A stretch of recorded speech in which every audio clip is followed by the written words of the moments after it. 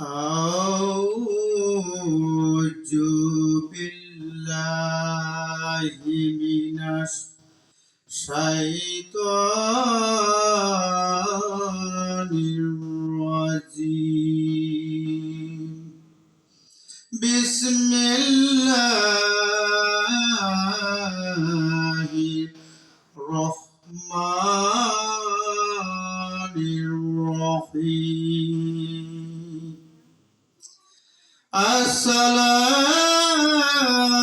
الصلاة والسلام عليك يا حبيب الله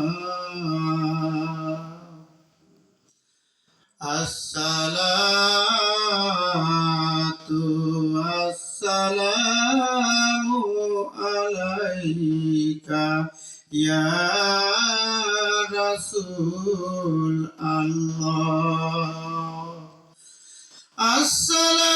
الصلاة والسلام عليك يا صافي المسلمين الصلاة والسلام عليك يا رحمة للعالمين اللهم صل على سيدنا مولانا محمد وعلى آله وصحبه مولانا محمد حبيبنا سيدنا مولانا محمد وعلى آله سيدنا مولانا محمد পশু পাখি হেসে বলেন আজকে মোদের খুশির দিন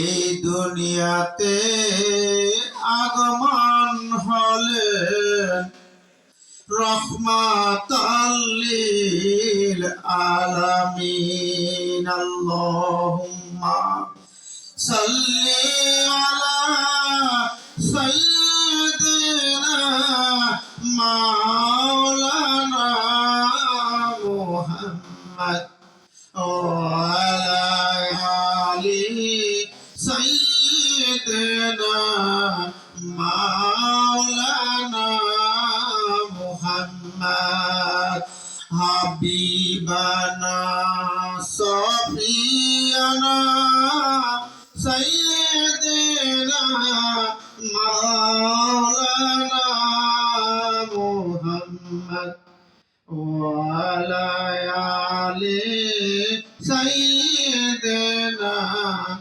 মাওলানা মুহাম্মদ আরব দেশের মানুষেরা কত বড় ভাগ্যবান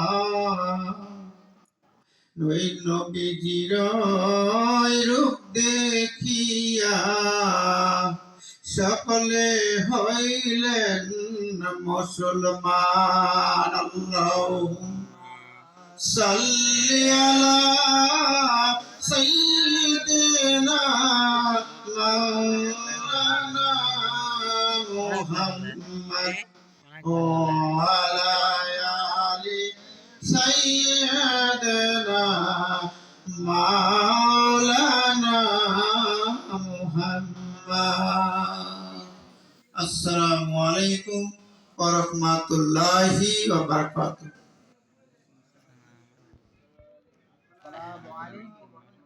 ওয়ালাইকুম সালাম ওয়া রাহমাতুল্লাহি ওয়া বারাকাতুহু। প্রথমে আলোচনায় শুরুতেই আমাদের নবী করিম সাল্লাল্লাহু আলাইহি সাল্লাম তিনার প্রথম আদব দেখিয়েছেন। তিনারকে কেউ আগে সালাম দিতে পারেন নাই।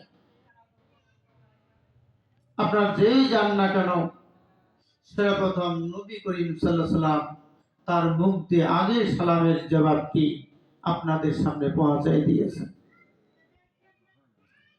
সালাম এত বড় একটি দোয়া, পৃথিবীতে সালামের পরে আর কোনো দোয়া নেই। আসসালামু আলাইকুম ওয়া রাহমাতুল্লাহি ওয়া বারাকাতুহু। এটার অল্প করে এর মানে হচ্ছে, আমার কাছে দেখা হলো, সর্বপ্রথম তোমাকে আমি দোয়াটি দিলাম, তোমার উপরে রহমত বর্ষণ করুক। জানা হোক অজানা হোক, পরিচিতি হোক অপরিচিতি হোক, ছোট হোক আর বড় হোক আর শিশু হোক বৃদ্ধ হোক, প্রথমে চান্স পাইলে আগে সালামটা দিতে হবে। কেন? মুসলমানদের প্রথম এটি একটা আদব। যারা সালাম লেনদেন করে না, দিতে চায় না, এটা মুসলমানি লক্ষণ নয়। প্রথমে যিনি সালাম দিবেন তিনি নেকি পাবেন 90টি। আর যে সালামটি ওয়ালাইকুম সালাম ওয়া রাহমাতুল্লাহি ওয়া বারাকাতুহু, এটারও মানে হচ্ছে তোমারও উপর রহমত বর্ষিত হোক, তিনি পাবেন মাত্র 10টি নেকি। তাহলে দোয়ার মধ্যে কতটুকু কম বেশ, আসমান জমিন কম বেশ। আপনারা যেই যাই করেন না কেন, যত মন্ত্রী মিনিস্টার হোক, যত ছেলে মেয়ে, যত বৃদ্ধ বনিতা, যে আগেই সালাম দিবে, আল্লাহ তাআলা ঘোষণা করেছেন যে 90% তিনি সওয়াব পাবেন, আর 10% সালাম পাবেন যে সালাম নেবে।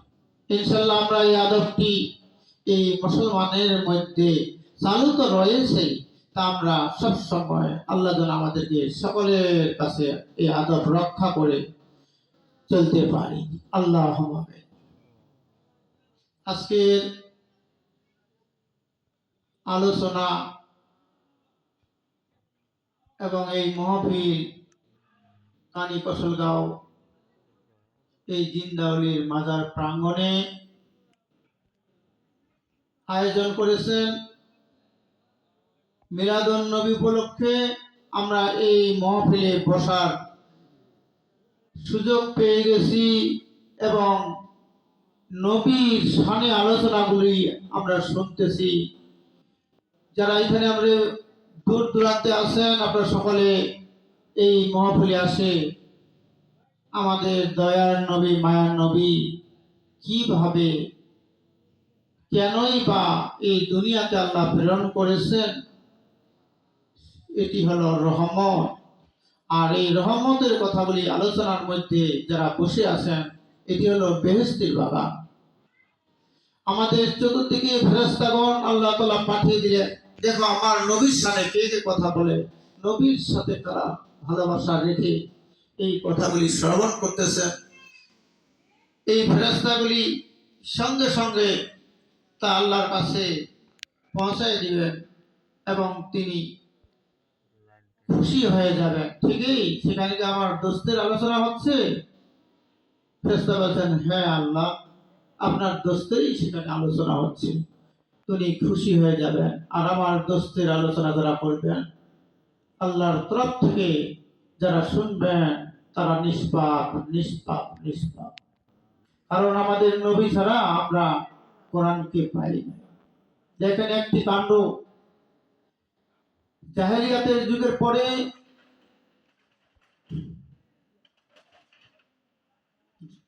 ঈসা আলাইহিস সালামের পরে কিন্তু জাহেলিয়াতের যুগ। ঈসা আলাইহিস সালামের পরে যিনি উনি উফাত হয়ে যান, উনি কিন্তু পৃথিবীতে মারা যাননি, অনেক কষ্ট দুঃখ পেয়ে আল্লাহর কাছে দোয়া করলেন যে আল্লাহ, আমি খুবই কষ্ট, আমার কথা তো মানুষ শুনতেই চায় না, তা আমাকে নবীর উম্মত করে আমাকে আবার দুনিয়াতে পাঠিয়ে দেন, আমাকে এখন আপনি আপনার আসমানে তুলে নিতে পারেন। সেভাবে আল্লাহ কবুল করে ঈসা আলাইহিস সালামকে তুলে নিয়ে তার মধ্যে 500 বছর জালিয়াতের যুগে গেল, কোন নবী ছিলেন না। কিন্তু কুরাইশ বংশ, ইব্রাহিম আলাইহিস সালামের বংশ এই পৃথিবীতে ছিলেন এবং মক্কা শরীফ তিনারাই রক্ষণাবেক্ষণ করতেন। যাই হোক, এই প্রসঙ্গে যাচ্ছি, দয়াল নবী মায়ার নবীর কতটুকু শান মান আল্লাহ তাআলা তিনাকে যদি দুনিয়াতে না পাঠাইতে চাইতেন, তাহলে আমরা আল্লাহর বান্দারা রহমতের মধ্যে থাকতে পারতাম না। কুরাইশ বংশের মধ্যে নবীজির চাচা লাহাব আপন চাচা, এবং চাচাতো চাচার নাম হলো আবু জেহেল। তার বংশটি সবাই মিলে এই খাবার পাহারা দিতেন। মুসলমান, তারা মুসলমানই দাবি করতেন। কিন্তু অন্যান্যগুলা নবীকে খুবই ভালোবাসতেন, কিন্তু ওনার বংশের মধ্যে দুইজন ব্যক্তি ভালোবাসতেন না, একজন হলো লাহাব আর আবু জেহেল। কিন্তু যখন এই মক্কা শরীফের মানুষরা যখন হজ করতে যায়, এই আবু জেহেল লাহাব তাদের জন্য পানির ব্যবস্থা, খেদমতের ব্যবস্থা, সর্বক্ষণেই কাবার চাদর ধরে বসে থাকতেন। কিন্তু কেন তারা জাহান্নামে? বলতে পারেন? আছেন একজন এখানে কেউ বলার? এই আবু জেহেল কেন জাহান্নামে? তিনি কাবার গিলাফ ধরে বসে থাকতেন, আল্লাহর কাছে কান্নাকাটি করতেন। কিন্তু এই আবু জেহেল জাহান্নামে, তার কারণেই হচ্ছে আল্লাহর দোস্ত নবী করিম সাল্লাল্লাহু আলাইহি সাল্লাম মুহাম্মদকে তিনি নবী হিসাবে মানে নিতে চান না। এখানে আল্লাহর সাথে এই আবু জেহেল লাহাবের সাথে একটাই ফারাক, নবীকে না মানার কারণে, নবীকে না মানে নেওয়ার কারণে তার চাচারা বেহেশত পায়নি। নবী করিম সাল্লাল্লাহু আলাইহি সাল্লাম বহুবার আল্লাহর কাছে বলেছিলেন যে আমার তো চাচা ভুল করেছে, মাফ করে দেন। আল্লাহ নিজে ঘোষণা করেছেন, এই আবু জেহেল লাহাবের কথা আমার কাছে আর কোনোদিন বলবেন না, যদি বলেন তো নবুয়তকে আমি কেড়ে নেব।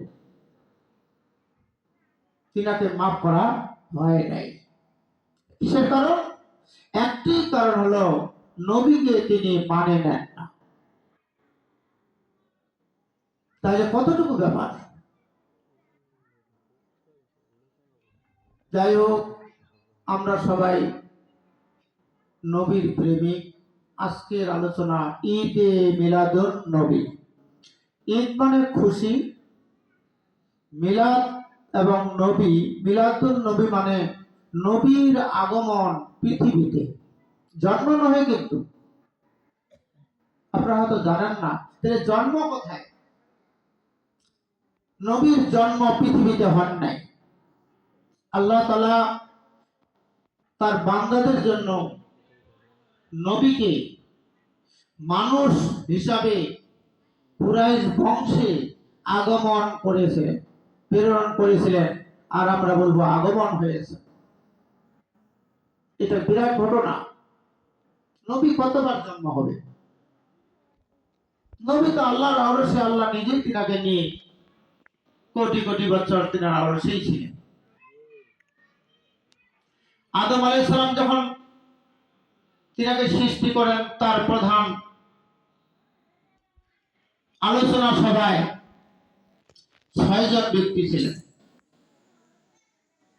6 জন ব্যক্তি একসাথে যখন তারা এই মিটিং করেন আল্লাহর আরশে, যে আমি তো আদমকে বানাইতে চাচ্ছি, একটা পৃথিবী নামে একটা জায়গা তৈরি করি, সেখানে আমি তখন এই সভাপতি করলেন নবী করিম সাল্লাল্লাহু আলাইহি সাল্লাম, আর সদস্য থাকলেন আরো 4 জন আর একজন আল্লাহ, মোট হলো 6। এই 6 জন আল্লাহর ওরসে কোটি কোটি বছর এই আল্লাহ, এই 5 জন আর তিনি নিজে আল্লাহ সৃষ্টিকর্তা একজন, এই কোটি কোটি বছর আল্লাহর ওরসে ওনারা হাঁটাচলা করতেন। এই নবী করিম সাল্লাল্লাহু আলাইহি সাল্লামকে সভাপতি রেখে আদম বানার জন্য আল্লাহ ওরসে মিটিং করলেন। তারপরে আদমকে কিন্তু বানানো হয়েছে। যখন আদমকে তৈরি করা হয়, আবু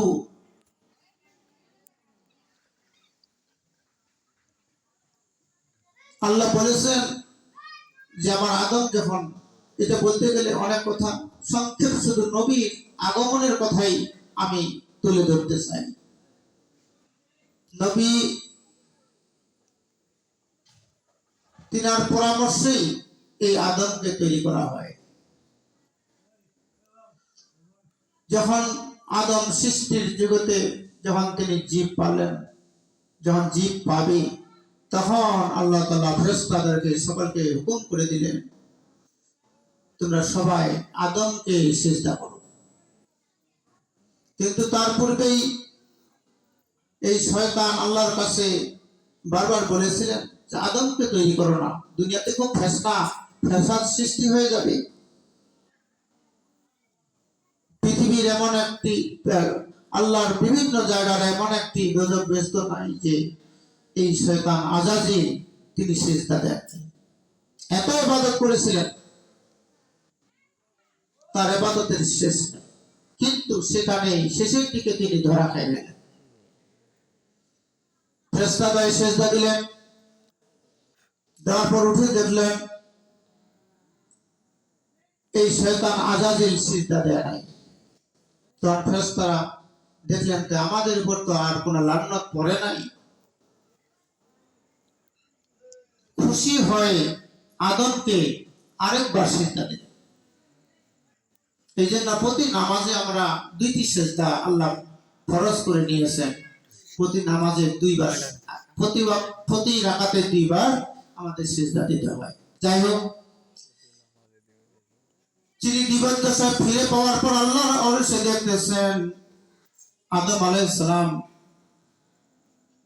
তার গেটের উপরে লেখা আছে লা ইলাহা ইল্লাল্লাহু মুহাম্মাদুর রাসূলুল্লাহ। এটা দেখি আদমের মন খারাপ হয়ে গেল। আমার পূর্বে নাকি আরো মানুষ আছে, আমি তো প্রথম সৃষ্টি জগতে, কিন্তু আমার পূর্বে কে নেই। তখন এই শয়তান সুযোগ পায় নিলেন আদমের ভিতরে ঢোকার। তাকে বিভিন্ন পরামর্শ দিয়ে, অত দূর যাব না, নবীকে একমাত্র না মানার জন্য তিনি আল্লাহ তাআলা বলছে আমার দোস্তকে না মানার জন্য এই বেহেশতে আদমকে আর রাখা গেল না। তিনি এই আদম হাওয়াকে শরীরে কাপড়বিহীন বেহেশতের কাপড় খুলে নেওয়া হলো, শরীরে আর কিছুই নাই। পৃথিবী তৈরি করে অন্ধকার জায়গায় এই 2জনকে ফেলে দিলেন। কিসের কারণ? একমাত্র নবী না মানার কারণে। বুঝেন ব্যাপারগুলা। তো নবীকে, নবী হলো আল্লাহর নিকটে। নবী ছাড়া কুল কায়নাত, পৃথিবী ইত্যাদি যত সৃষ্টির জীব জগৎ, 18,000 মুখলুকাত, কিছুই তিনি আল্লাহ সৃষ্টি করতেন না। আর সেইখানে আমার নবীকে তারা মানে নিচ্ছেন না। দেখেন তাহলে আদমের কতটুকু ব্যাপার।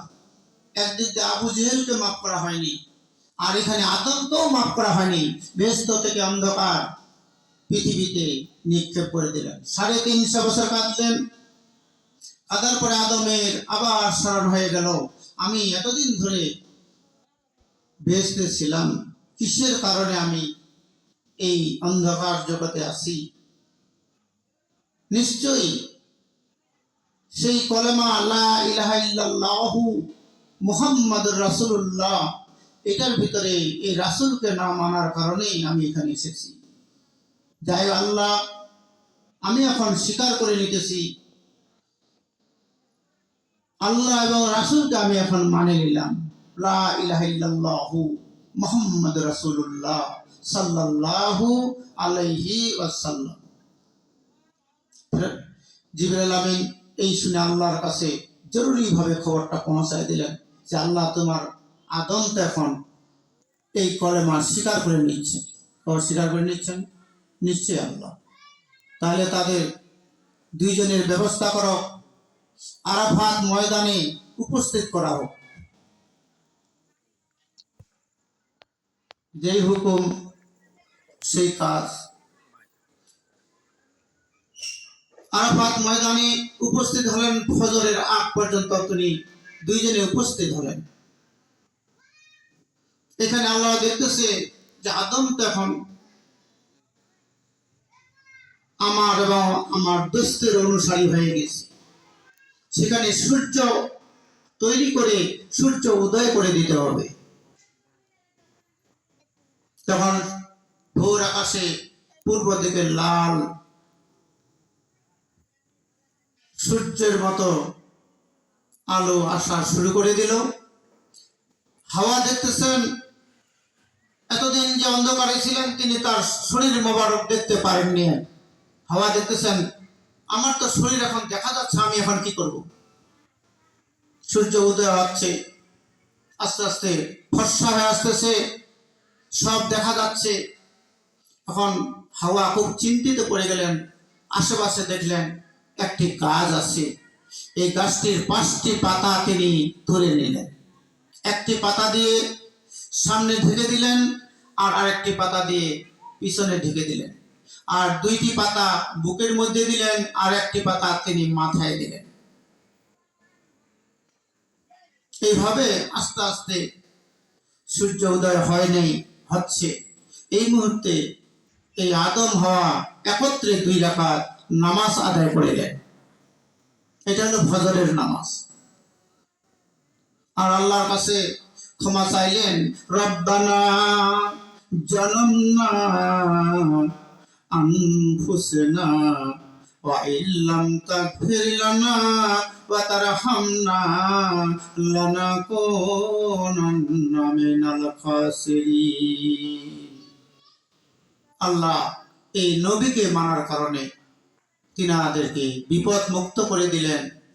সেখানে আমরা হজ করে যাই ওই তারিখে। প্রত্যেকটি আদমের সন্তান যতগুলি বান্দা আছেন যারা নবীর উম্মত, সকলের ঘোষণা করে দিলেন এই আরাফাত ময়দানে যিনারা আসবেন জিলহজ মাসের 9 তারিখে। আল্লাহ ঘোষণা করে দিলেন, উপস্থিত হইলেই তার সব কিছু মাফ। আল্লাহ ঘোষণা করে দিলেন। এই জন্য যাদের দূর প্রান্ত দেশের মানুষরা যদি তাদের কোনো সম্পদ থাকে, সম্পদ কিন্তু এক কারণেই আপনারা মজুদ করতে পারবেন, শুধু হজ করার কারণে। এরপর আর সম্পদ মজুদ করার কথা বলা হয়নি। বনি ইসরায়েলের 18 নম্বর আয়াতে আল্লাহ ঘোষণা করেছেন, দুনিয়াতে যারা সম্পদ অর্জন করবে, সম্পদের পিছনে খুঁজে থাকবে, সম্পদ মজুদ করবে, আল্লাহ নিজে ঘোষণা করেছেন তিনার জন্য আমি জাহান্নাম বাজেট করে দিয়েছি। এই জন্য সম্পদ মজুদের কথা কোন হাদিস কালাম আজ পর্যন্ত কোন মৌলবি মৌলানা কথা ওয়াজ করেননি যে আপনারা অনেক সম্পদ অর্জন করো, বিরাট বিরাট মানুষ হয়ে যাও, এটা বলা হয়। দেখেন তাহলে নবীর আমাদের কত শান, কত মান। নবীর শানে সবকিছু, যত কুল কায়নাত, সৃষ্টির যত জগৎ, আকাশ ভূমণ্ডল থেকে শুরু করে যত পাতাল, সাত আসমান, আল্লাহর আরশ, সবকিছু নবীর জন্যই এই সৃষ্টি করেছেন। আর নবীকে আমরা মানছি না, নবীর আদেশ মতো আমরা চলতেছি না, হাদিস মানতেছি না। আপনারা সকলেই দেখছেন, ইউটিউবে ফেসবুকে দেখতেছেন, একজন রাজনীতিবিদ দাড়িওয়ালা তিনি বলছেন কোরআনে ভুল আছে, তবে ভুলটা কম আছে। হাদিসে কিন্তু ব্যাপক ভুল। অনেকে যারা ফেসবুক চালান, ইউটিউব চালান, আপনারা শুনছেন। তাহলে উনি নবী আল্লাহর থেকে অনেক ঊর্ধ্বে, এরা জাহান্নামে। এই মতবাদ যারা করবে তারা জাহান্নামে। আল্লাহ নিজে ঘোষণা করেছেন কোরআন একদম বিশুদ্ধ, যদি একটি অক্ষর আপনারা ভুল বাইর করতে পারেন। আর আমাদের নবী, আমার দোস্ত, এই পৃথিবীর সর্বসেরা। তো নবীকে আগমন, ঈদে মিলাদুন নবী, নবীর আগমন হচ্ছে এই পৃথিবী প্রত্যেকটি মানুষ তথা নবীর উম্মত সকলের জন্য রহমতের জন্য প্রেরণ করেছেন। উদ্দেশ্য হলো প্রত্যেকটি মানুষ নবীর আদর্শে, তার যতগুলি কাণ্ড কারখানায় যেভাবে তিনি চলেছেন, এইভাবে যদি কোনো মানুষ চলতে পারেন, আল্লাহ বলছেন তিনাদেরকে আমি খুঁজে খুঁজে বেহেশতে নিয়ে যাব। সকালে বলেন সুবহানাল্লাহ। আপনাকে বেহেশত চাইতে হবে না। কিভাবে আপনারা বেহেশত পাইতে পারেন? এই মহফিলে এসেছেন, আমরা এসেছি, আমরা কেউ চাঁদা দিয়েছি, আবার কেউ চাঁদা দিই নাই, কিন্তু নবীর মোহাম্মত এখানে এসেছি। এখন আলোচনার শেষে যদি আপনারা বলেন যারা চাঁদা দেননি, ভাই তাড়াতাড়ি আমার 3-4 প্যাকেট দাও তো। আচ্ছা, কেউ চাঁদা দিয়েছেন এখানে 5,000 টাকা, ওই লোকটা কি এই এখানকার কমিটির কাছে কি বলবে যে আমাকে 5টা প্যাকেট দাও? বলবে কি? বলবে না। কিন্তু কমিটির আদব আছে, তাকে 1টা 2টা নয়, কয়েকটা দিয়েও বুঝি এই কমিটি শান্তি পাবে না। কি বলেন? তেমনি আপনারা ইবাদত করুন, আল্লাহর কাছে বেহেশত চাইতে হবে না। যত যত বেশি ইবাদত করবেন আল্লাহর দিকে, যদি আপনার 10 পা এগিয়ে যান, বনী ইসরাঈল 19 নম্বর আয়াতে আল্লাহ ঘোষণা করেছেন, আমার দিকে যে 10 পা এগিয়ে আসবেন, আমি ওই বান্দার জন্য 20 পা এগিয়ে যাব। সুবহানাল্লাহ। আর ওই বান্দাকে আমি মুমিন বান্দা হিসাবে তিনাদেরকে ডেকে ডেকে আমি বেহেশতে নিয়ে আসবো, এবং বেহেশতের উঁচু মকাম তিনার জন্য পুরস্কার থাকবে। সুবহানাল্লাহ। 4টি কথা নয়। আজকে নবীর প্রতি আমরা আলোচনা শেষ নাই। নবীর যে কতটুকু, সে উহুদের ময়দান থেকে শুরু করে কতবার তিনি যুদ্ধ করেছেন। পৃথিবীতে উনি ছিলেন 63 বছর। আর আল্লাহ যখন তিনাকে ডেকেছিলেন মেরাজে, সেখানে তিনি ছিলেন 27 বছর। মোট তিনি 90 বছর এই আগমনের পরে অবস্থান করেছেন। নবীর তিনি হলেন রাহমাতাল লিল আলামিন। অনেক মৌলবীরাই বলে নবী হলো বিশ্ব নবী। বিশ্ব নবী যদি কোনো মৌলবী বলে, আমি বলবো না, তিনার জ্ঞান যতটুকু হয়েছে সেটুকুই বলবে। আমি তিনাদেরকে অনুরোধ করে বলতে চাই, নবী বিশ্ব নবী নয়। এটা নবীর সম্মানকে খুবই ছোট করে ফেলা এবং তওবা করতে হবে। বলেন, আপনার এখানে শিক্ষিত মানুষ আছেন, বিশ্ব কাকে বলে? বিশ্ব হলো বায়ুমণ্ডলের নিচে, পাতাল মণ্ডলের উপরে যে ভূমি আছে, ভূমণ্ডল। এই ভূমণ্ডলে আমরা যেখানে মানুষ চলাচল করি, মানুষ বসবাস করি, যেমন জাতিসংঘ বিশ্বের একজন নেতা। তাইলে কি নবী বিশ্বের খালি নেতা আর না? নবী হলেন বিশ্ব নেতা নয়। এটা নবীকে খুব ছোট সম্মান একেবারে নিচে নামায় দেওয়া হয়। এই আদর্শ যদি কেউ করতে চান, এই নবীকে বিশ্ব নবী বলা, আমি মনে করি কিনাকে তওবা করে আল্লাহর কাছে ক্ষমা চাইতে হবে। নবী হলেন রাহমাত লিল আলামিন। নবীর শান এত ঊর্ধ্বে, তিনি আল্লাহ যেখানে থাকেন নবীও সেখানেই থাকেন, এতে কোনো ভুল নাই। আপনাদের সঙ্গে অনেকগুলো আজ আমরা করতে পারতেছি না, যারা আমরা মারেফতের দিকে সব সময় থাকি সেখানে আলোচনা আমাদের সুবিধা হয়। যারা মারেফতে নাই, নবীর গভীরে আপনারা ঢোকেন না, বুঝেন না, এখানে যদি আমি কিছু কথা বলি আপনারা হয়তো আমার দুর্নাম করবেন যে এত দূর উনি বললেন, এটা কি হয়? যাই হোক, সব আলোচনাগুলা সব পরিবেশে এটা মানে নেবে না, আর করাও যাবে না। এটা গভীরে আসতে হবে। এটা হকখানি আলেম যারা আমরা যেখানে বসি, আলোচনা হয়, কথায় কি কথা বলা হয়, এগুলোর মধ্যেই এই আলোচনাগুলো থাকে। সবখানে এত বড় বড় আলোচনা করা সম্ভব নয়। আজকে নবীর সামনে আলোচনা, সবচেয়ে এই ঈদ আল্লাহ তাআলা সবচেয়ে বড় ঈদ হিসাবে নবীর আগমনকে বলেছেন। নবী নিজেই আগমনের দিন সারা পৃথিবী আলো জ্বালিয়ে দিয়েছিলেন। এমনকি বেহেশত আল্লাহর আওরস পর্যন্ত তিনি আলো জ্বালিয়ে দিয়েছেন। তখন যারা নবী যখন আগমন হয়েছিলেন, তখন যারা বেঁচে ছিলেন, যারা ইহুদি কাফের, তারাও বলেছিলেন আজকে সকাল থেকে এত আলো কিসে? আকাশমণ্ডলী থেকে শুরু করে কেন এত আলো? আল্লাহ তাআলা নিজেই এই ঈদে মিলাদুন নবীর অনুষ্ঠান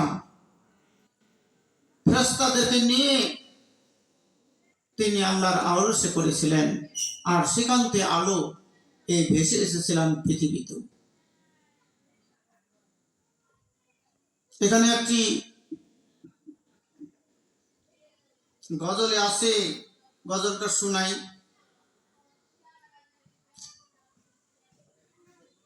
বাজান গো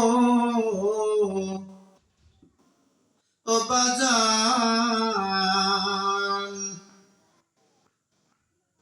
হাই হাই ঈদে মিলাদুন নবী মাহফিল খতম করেছেন রব্বানা।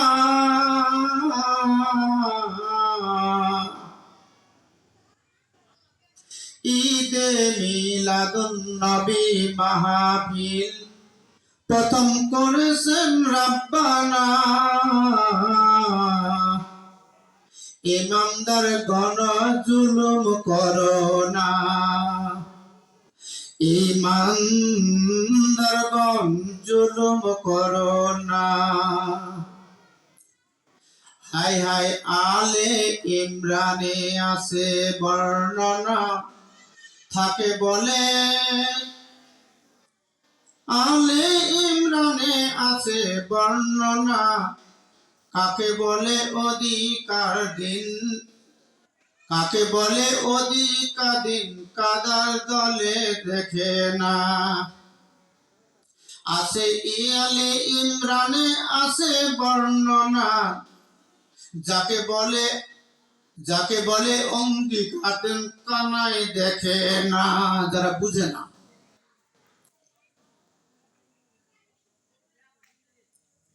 আলে ইমরানে আছে বর্ণনা, যাকে বলে অঙ্গীকার দিন, কানায় দেখে না।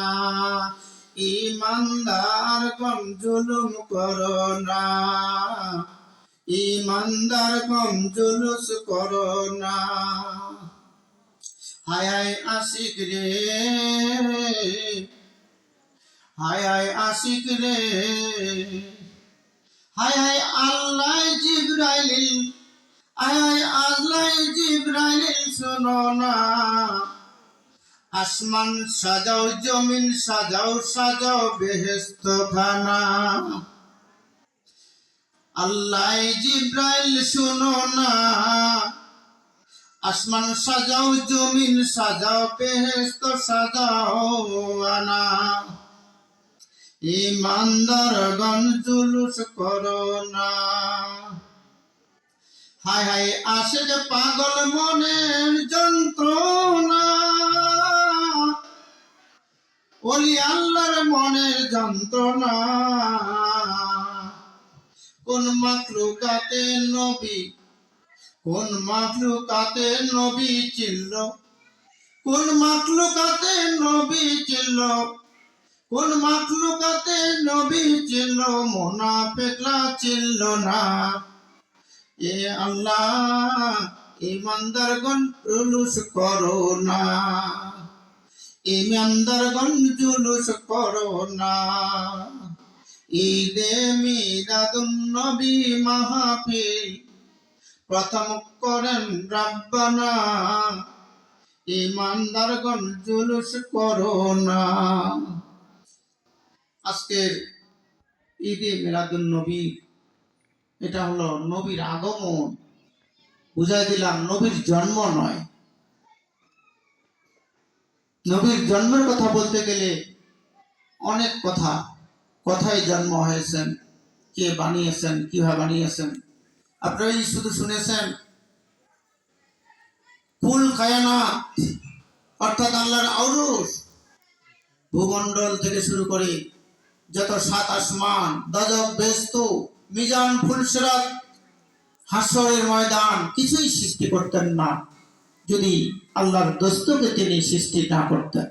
তাইলে তিনি কোথায় সৃষ্টি হয়েছেন এটা 1 ঘন্টা লাগবে বলতে। কিভাবে সৃষ্টি হয়েছেন এই লেভেলে আমি যাচ্ছি না। আমি একটু নবীর আগমনের শুধু আলোচনাই করলে হবে না, একটু কাজে আসি।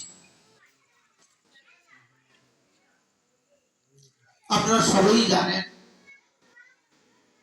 নামাজ হলো বেহেশতের চাবি। কোরআনে কিন্তু নাই, হাদিসে আছে। নামাজ হলো বেহেশতের চাবি। তাইলে বলেন নামাজের চাবি কি? তারও তো চাবি আছে। যেমন আপনাকে একজন ব্যক্তি বলল যে আমার রুমটা খুলে টাকা নিয়ে আস, চাবি দিলেন, দরজাটা খুললেন, তারপরে দেখা গেল ভিতরে আলমারি আছে, আলমারিতে তো তালা আছে, সেটা তো চাবি দেওয়া হয়নি, কি খুলে আনতে পারবেন? তাহলে নিশ্চয়ই শুধু নামাজ বেহেশতের চাবি হইলে হবে না, ওই নামাজেরও একটা চাবি আছে। এই নামাজের চাবিগুলা যদি আলোচনা করতে যায় মহাবিপদ। মহাবিপদ কি? নামাজের চাবি হলো পবিত্রতা। যদি এটা আলোচনা একটু আসি, নামাজের চাবি হলো পবিত্রতা। অজু কিন্তু পবিত্রতা, অজু ছাড়া নামাজ হবে না। এটা কিন্তু আজকে আমি নবীর শানে আলোচনা করতে গিয়ে একটু কাজে আসতে চাচ্ছি। সে নবীকে ভালোবাসলে হবে না, নবীর আদর্শগুলি, নামাজ, কলেমা, নামাজ, রোজা, হজ, যাকাত সবগুলি তো পালন করতে হবে। সেহেতু একটু কাজে আসি। নামাজের চাবি হলো পবিত্রতা। আমরা পবিত্রতা যখন আমরা ওযু করতে যাব তখন আমরা কিন্তু ওয়াদার মধ্যে থাকবো। বলেন তো, নামাজ যখন আমরা ওযু করি কিসের জন্য ওযু করবেন বলেন তো? নামাজ পড়ার জন্য, কি তাই না? যখন ওযু করতে গিয়ে যখন প্রথমে হাতগুলি ধুইলেন তখন কিন্তু আল্লাহর কাছে ওয়াদা করে দিলেন, আল্লাহ আমি তো হাতগুলি ধুয়ে পবিত্র হলাম, কিছুদিনের মধ্যে আমি তো নামাজ পড়তে যাব।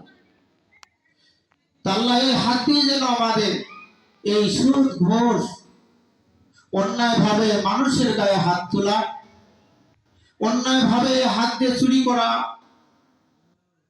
অনেকগুলি খারাপ কাজ আছে হাত দিয়ে। এই হাতগুলি ধর্ষণ সাথে ওয়াদা করে ফেললেন যে হাত দিয়ে আমি আর কোনো অন্যায় কাজগুলি থেকে বিরত থাকবো। তারপরে যখন মুখে পানি দিলেন, মুখ যখন ধৌত করলেন 3 বার, তারপরেও বেশিবার পবিত্র হলেন। পবিত্র হয়ে এই ওয়াদা হচ্ছে, মুখ দিয়ে আমি কোনো হালাল ছাড়া হারাম জিনিস খাবো না, আর এই মুখ দিয়ে আমি কোনো কটু কথা কোনো আল্লাহর বান্দাদেরকে বলবো না, মানুষের গিবত করব না, এই মুখ দিয়ে কাউকে গালিগালাজ করব না, সত্য মিথ্যা কথা মুখ দিয়ে যেন আল্লাহ বাহির না করে, এটা কিন্তু ওয়াদা করলেন। তারপরে চোখে পানি দিলেন, চোখ ধুত করলেন, মুখমণ্ডল ধুতে করলেন, চোখের কাছে ওয়াদা করলেন, আল্লাহ এই চোখ দিয়ে যেন আমি এরকম অসভ্য দৃশ্যগুলা যেন না দেখি। যখন মাথায় পানি দিয়ে মুসাফা করলেন, তখন এই ব্রেন দিয়ে আপনি ওয়াদা করলেন, আমার ব্রেন দিয়ে যেন আমি এমন কোন খারাপ কাজের নিয়ত না করি, যতগুলি অন্যায় ধরনের কাজ আছে এগুলাতে যেন নিয়ত না করি। যখন পা গুলি ধুইলেন, তখন পবিত্রতা পার হলো, তখন নিয়ত করলেন, আল্লাহ এই পা দিয়ে যেন আমি কোন বিভিন্ন খারাপ কাজে আমার পা গুলা না গাইতে চাই। এতগুলির পর কিন্তু ওই পবিত্রতা অর্জন করলেন। তারপরে আরো পবিত্রতা আছে। এই ওয়াদা করার পর যখন আপনি নামাজে দাঁড়াইলেন, আল্লাহ আপনার নামাজ কবুল করে নিলেন। কিন্তু নামাজ পড়ার পরেই আপনারা যখন মসজিদ থেকে বারান্দায় চলে আসলেন, এমন কোন কোন ব্যক্তি আছে মানুষ দেখা নামাজ পড়ে, যখন বারান্দায় চলে আসলেন তখন এইভাবে একটু ঝাড়ান দিলেন, হ্যাঁ নামাজ পড়া হয়ে গেল, আবার তিনি সে আগের কাজগুলিতে ব্যস্ত থাকে গেলেন। কি তাই না? আমি যেহেতু মানুষ, আপনাদের আশেপাশে আমরা একসাথেই থাকি, আমরা তো চোখ দিয়ে দেখতেছি, কে বুঝে না? দেখেন, তারপরে দেখেন যখন এইসব চোখের কাজগুলি খারাপ শুরু হয়ে গেল, হাতের কাজগুলি খারাপ শুরু হয়ে গেল, আবার মুখেও দেখতেছেন যে একটা হিন্দু মানুষের দোকানে তার হাতে, এত মুসলমান থাকা দোকান থাকা কারণেও চার দোকান, আপনার একটা হিন্দুর দোকান খুঁজে নিলেন, বাবা এখানকার চা খুব ভালো, দেখেন নিয়তটি কত খারাপ হয়ে গেল, আবার মুখ পবিত্রতা থেকে বঞ্চিত হয়ে গেল। এরকম বারবার যদি আপনারা উজু করেন, আবার বারবার এই ওয়াদা করে ফের আবার নামাজ পড়তে যান, আল্লাহ কি আমাদের থেকে বুঝ জ্ঞান কম না কিছুই বুঝে